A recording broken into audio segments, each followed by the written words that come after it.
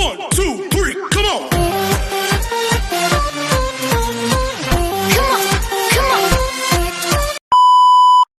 Hello beautiful people! Welcome back to my channel. This is your Mama Sam. Hola mga amigo, amiga, kumare at kumpare. Kamusta kayong lahat? Sana lahat po kayo ay okay at safe ngayong araw na ito. At syempre kung ako naman ang tatanungin nyo, nakikita naman ninyo ang beauty ng Mama Sam ninyo. Fresh overload pa rin, di ba? Ganyan talaga kapag umiinom ka ng maraming vitamin C plus kumakain ka ng maraming banana. Dahil sa banana, mas nakakaloka ang ganda ng Mama Sam ninyo. Charot! So, kamusta naman kayong lahat? Sana lahat kayo ay okay na okay ngayong araw ng Tuesday. So, happy Tuesday sa atin lahat ng bonggang-bongga. At syempre, gusto ko munang magpasalamat sa walang sawang tumatangkilik dito sa Mama Sam Vlog. Araw-araw, lagi-lagi, maraming salamat po sa pagmamahal at suporta na binibigay ninyo. At hindi lang yan, syempre, sa mga bago din nating subscribers, hello po sa inyo lahat. Welcome to my channel.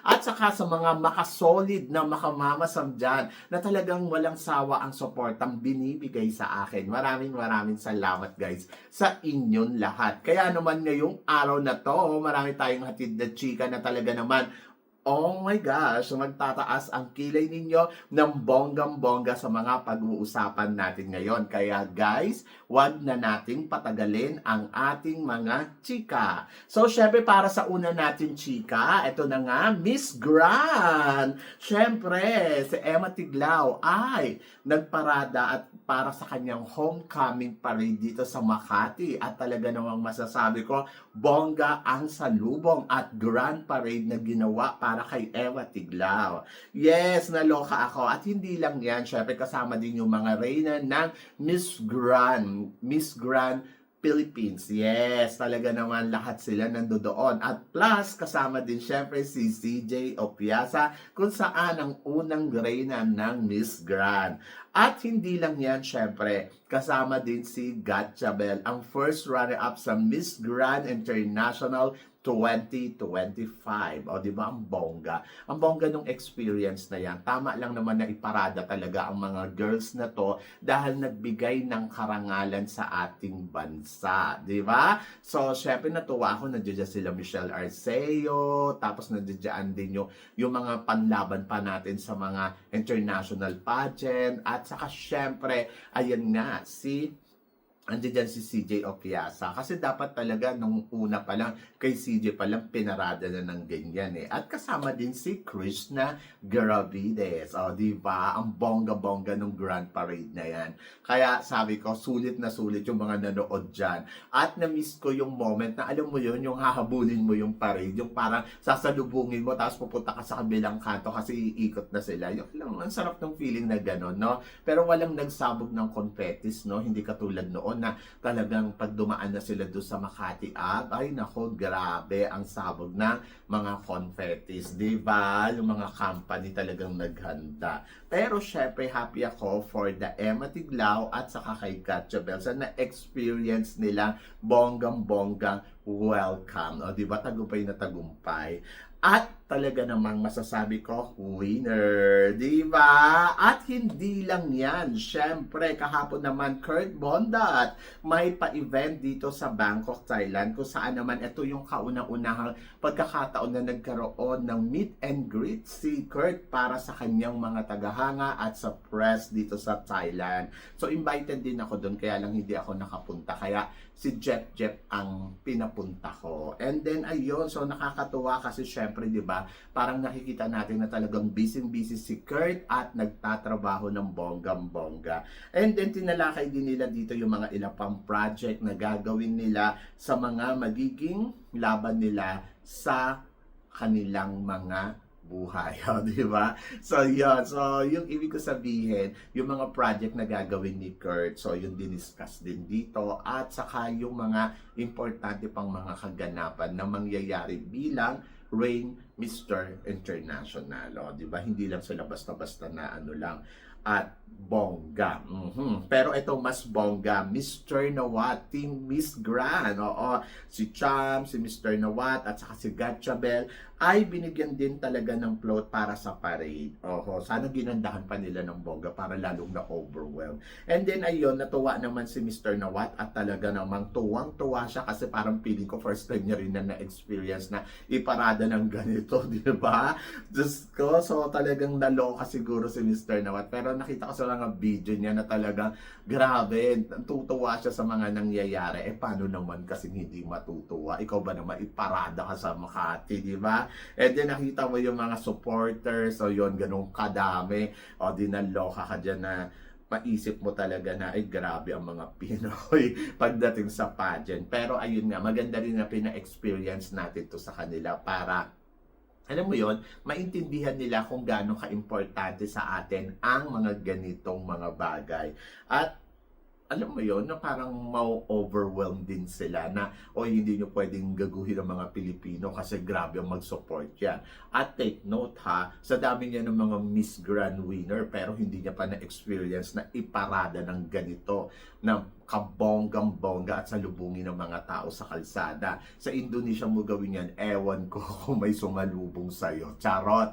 So yun, so ayun ang importante dyan at ayun yung panalo dyan. Di ba? At speaking of panalo, Pilipinas wagi na naman. My gosh. Ito nga, so si Miss Philippines Ariana Pantalyon ay waging-waging Miss Environment 2025. So anong masasabi mo dito, Mama Sam? Di bongga, di ba? Another beauty queen title holder na naman ang nakapag-uwi ng titulo na isa sa mga international pageant. So talagang hindi talaga tayo mapipigilan. Kasi nga alam nga natin yung formula, alam natin kung paano maghanda at alam natin kung paano lalaban. Ayun yung naging advantage sa atin eh. Yung una, sa Venezuela kasi 'di ba, kung titingnan mo yung mga beauty queens nila, halos magkakamukha sila. Kung manlahian man sila ng ibang lahi, parang hindi nang ganun kabongga. Pero kasi sa atin kasi, the more na nalahian tayo ng mga anong banyaga, ay mas bongga yung itsura natin. Tingnan ninyo ko, di ba? So, yan, bongga at talagang pumapalo ang ganda. And then, ayun, so nagle-level up talaga tayo ng bonggang-bongga. Kumbaga, diversity ang ating mga candidates na inilalaban sa international pageant. Kaya non-stop ang winning natin sa international pageant. Kasi, may nakikitang iba't ibang klaseng potahe. So, ayun yung nagiging advantage natin kasi talagang iba-iba yung mga girls natin, yung ganda. Kaya nanuloka sila. Plus, alam natin yung formula kung paano gumalaw, kung paano kumilos dito, kung paano lalaban, di lalo ng bongga. Kaya yung ating pagiging powerhouse, hindi siya basta-basta nawawala. Kasi nga, marami tayong mga ibinibigay. Oho, hindi lang yung iisang potahe. Ganon. Kaya, always Philippines, charot. So yon, plus yung support pa ng mga tao, wala na. Always Philippines na talaga, di ba? Kaya naloloka sila ng todo-todo.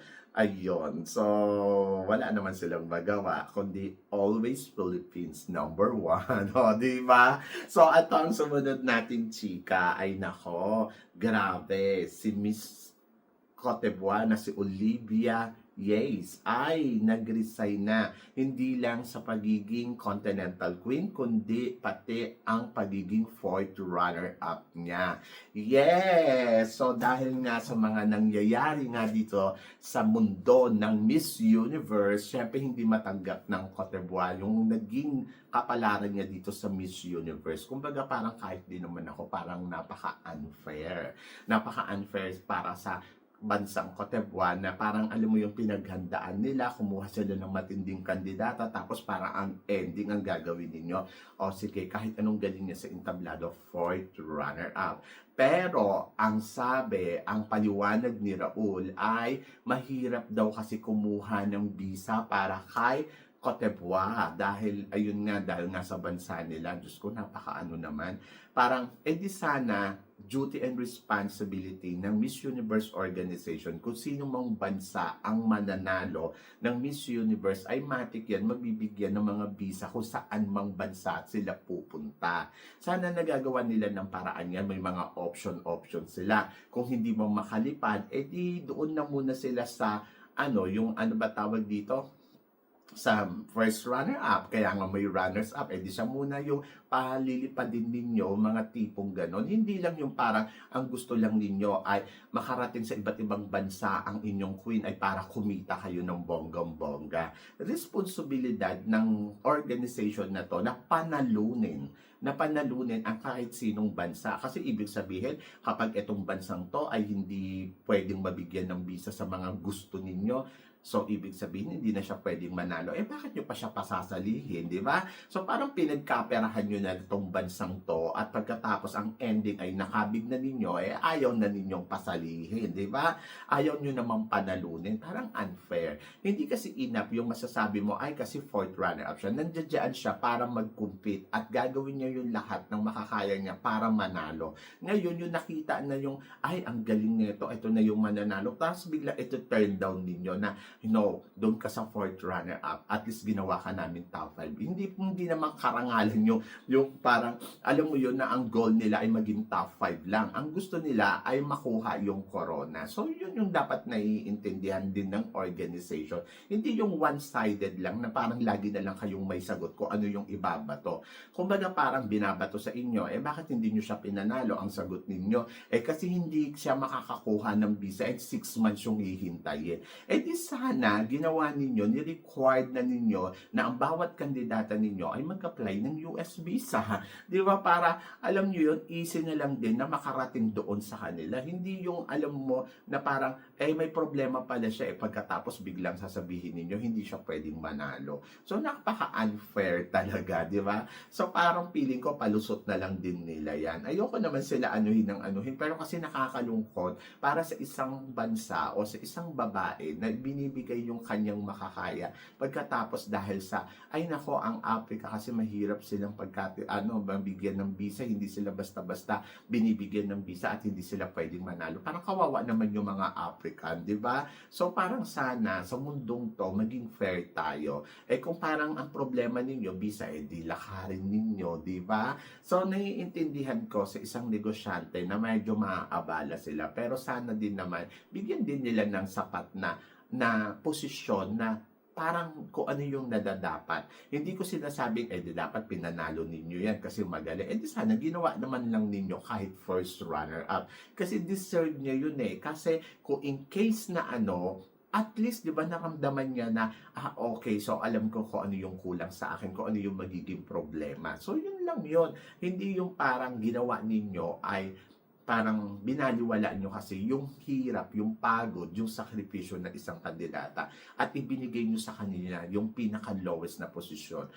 Ang dami-daming pwedeng gawin. Kung halimbawa, kung hindi siya pwedeng manalo, ginawa ninyong first runner-up. Diba? So, yan. Ayun yung nakakaloka.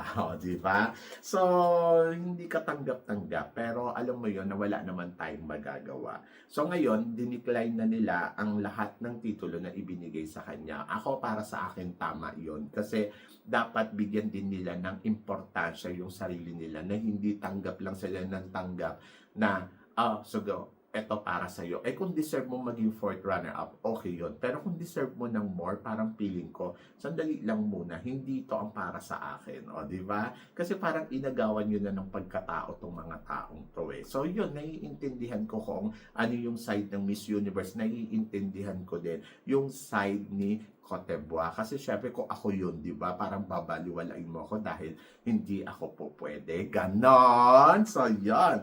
Anyway, good luck sa organization ng Miss Universe at sana si Miss Cote d'Ivoire na si Olivia Yates ay mahanap niya kung ano yung para sa kanya, di ba?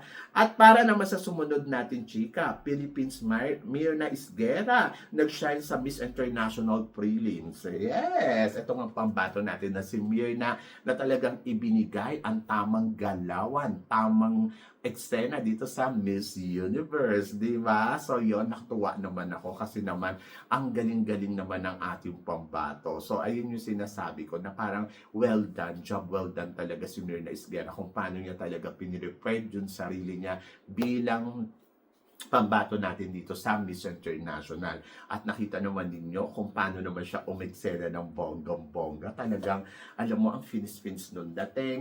Very binibining Pilipinas ang eksena. Kaya naman si Christine Ann Perez for sure. Tuwan-tuwa.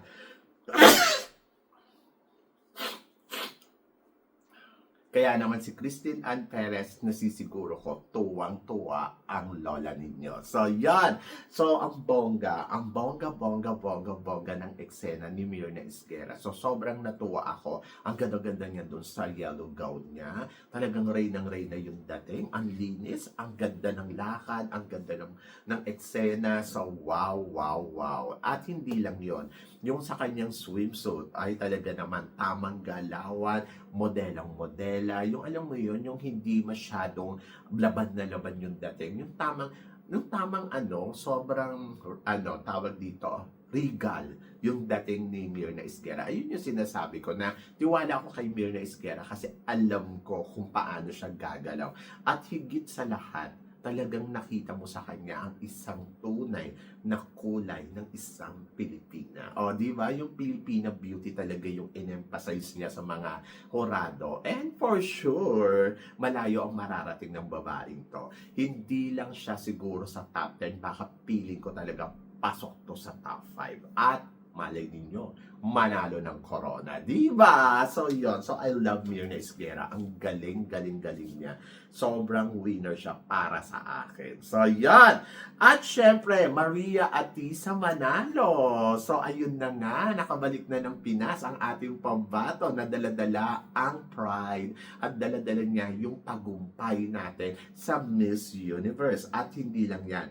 Pinagkaguluhan siya sa airport. O, diba? Dahil kahit late na yung lapag niya, talaga namang sinalubong siya ng bonggang-bongga ng mga Pilipino doon, ng mga press. Grabe naman yung mga interview doon. Yung talaga namang halos maipalo na sa mukha ni Atisa yung mga mic. So sana ang ginagawa kasi diyan, pag ganyan na may mga press diyan, so sana nasa isang lugar sila. Yung katulad dito sa Thailand, yung ilalapag na lahat ng mga mic diyan sa may table, tapos pupunta na doon yung kung sino man yung i-interviewin. Hindi yung ganyan yung naglalakad, sasalubungin ninyo, pagkatapos pagkakadumugan ninyo. Yes, alam ko na gusto ninyo ma-interview ang ating third runner-up sa Miss Universe, pero sana ginawa ninyo bongga. Kasi grabe naman, kulang na lang mahampas na si Atisa ng mga microphone. Ayun, so natuwa naman ako kasi dito talaga naramdaman natin yung tagumpay, naramdaman natin na talagang grabe, no? Sobrang naniniwala talaga ang lahat sa pagkakapanalo dito ni Atisa Manalo. At hindi lang yun, yung deserve niya na dapat na nakuha dito. At marami nang nagsasabi na dapat daw talaga si Atisa ang nanalong Miss Universe. Pero siguro baka na naman ang Miss Universe organization ang dahilan na naman nila mahirap kumuha ang visa ang Pilipinas sa ibang bansa. So, yun, yung mga tipong ganon. Puro kalokohan talaga nila, no? So, anyway, so ako para sa akin, tagumpay na tagumpay si Atisa. At tama lang na hindi niya na rin tinanggap yung Continental Queen kasi nga, di ba, parang marami pang bagay at marami pang blessings at marami pa siyang dapat gawin more than doon. So, ang title, andyan as Miss Universe Philippines, third runner-up. O, diba?